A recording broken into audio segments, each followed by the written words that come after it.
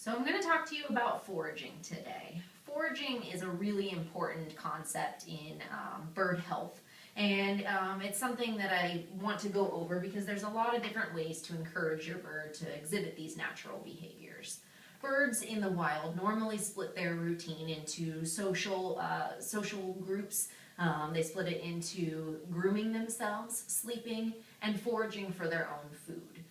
When these things are in balance, you'll have a healthier bird. They're more mentally stimulated, and they're more akin to what they would be doing in the wild. So most parrots split their normal daily activities into 3 different categories, one of which is foraging. So they use social groups to take care of one another. They groom themselves, they sleep and eat, but the eating is part of their foraging. And most owners should really strive to make a balance of these behaviors so that you have a more well-balanced, healthier pet. For many captive birds, foraging is often not addressed and it's underutilized. Birds are given free choice food in a bowl. We just offer it to them in a bowl. It doesn't offer a lot of stimulation, and it gives them extra time to socialize and groom. And in some instances, these behaviors can become excessive. So you can see birds feather picking more often when they're given all of this extra time where they're not foraging for their own food. So I want to talk to you more about beginner foraging. For a lot of you who haven't utilized this concept in your household, you've got a beginner bird. A bird doesn't instinctively always know how to forage. You oftentimes need to teach them how, and you need to start easy so that it's a concept that they can grasp and they can master first. So the concept that you want your birds to learn is that food is not always necessarily in their food dish. It can be spread out in different areas of their cage. One very easy and basic way to start is that instead of having the 2 food dishes that you have for food and water in your cage, you just add more dishes. So instead of just having this dish here, you add 1 dish at a different level in the cage, and maybe a 3rd dish somewhere else that contains their whole daily allowance of food. You don't want to put all of the food into each dish so that they don't get overweight from consuming too much. But if you split their daily allowance, say this is the daily allowance, and you take a handful, put 1 in 1 dish, and put some in another dish, and some in a 3rd dish, then they have to work to go get their food at different areas of the cage. This encourages them to move. It encourages them to look around for their food. Another easy concept if you don't have extra bowls is that you can use something that you can find around your house. We're talking wooden clothespins and a Dixie cup. And all you have to do is cut a slit in the Dixie cup, and you can use the clothespin to attach it to the inside of the cage. So for here, I will attach the Dixie cup along the inside of the cage, and now I've got an extra food dish where I can hide food. I can put a piece of almond or something like that into the Dixie cup.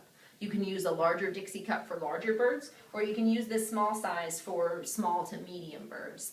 The medium birds will have to work a little bit harder, and they may have to rip and tear that Dixie cup in order to get down to the bottom of the food. But they can clearly see the food in the top, so it makes it easy that they know food exists in this Dixie cup. If you have a skewer at home, you can use Dixie cups in much the same way, where you poke a hole in the bottom of the Dixie cup, and you can hang a Dixie cup there and put food inside.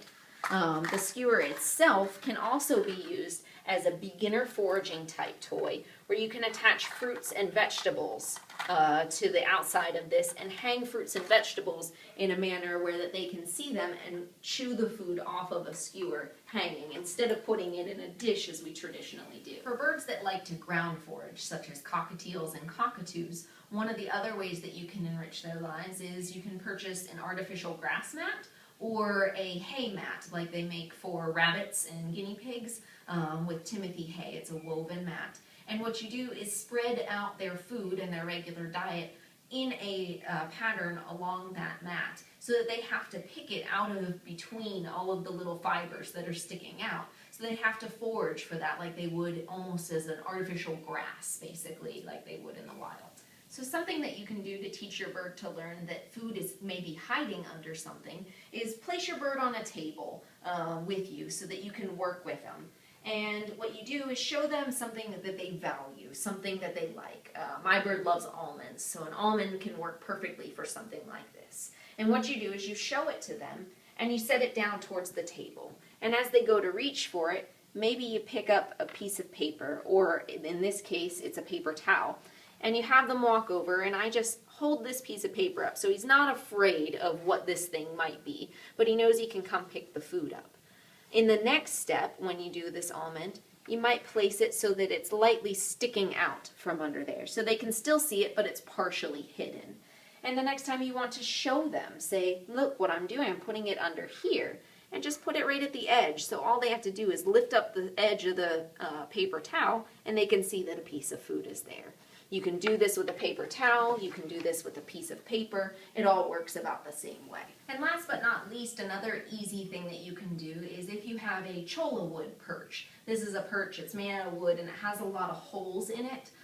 And what you can do is you can stick a treat inside those little holes. So as they're perching, they come across and they see food in those little holes, and they can forage the food out of those holes. Foraging is something that's near and dear to my heart because it's enrichment, and it's something that you can do easily for your pet at home. It's not something where you have to come visit the doctor in order to enhance the overall well-being of your pet. So it's something that's easily applied, and it's something that you can do. You just have to spend a little bit of time, and it makes your life a lot easier and enhances the well-being of your pet.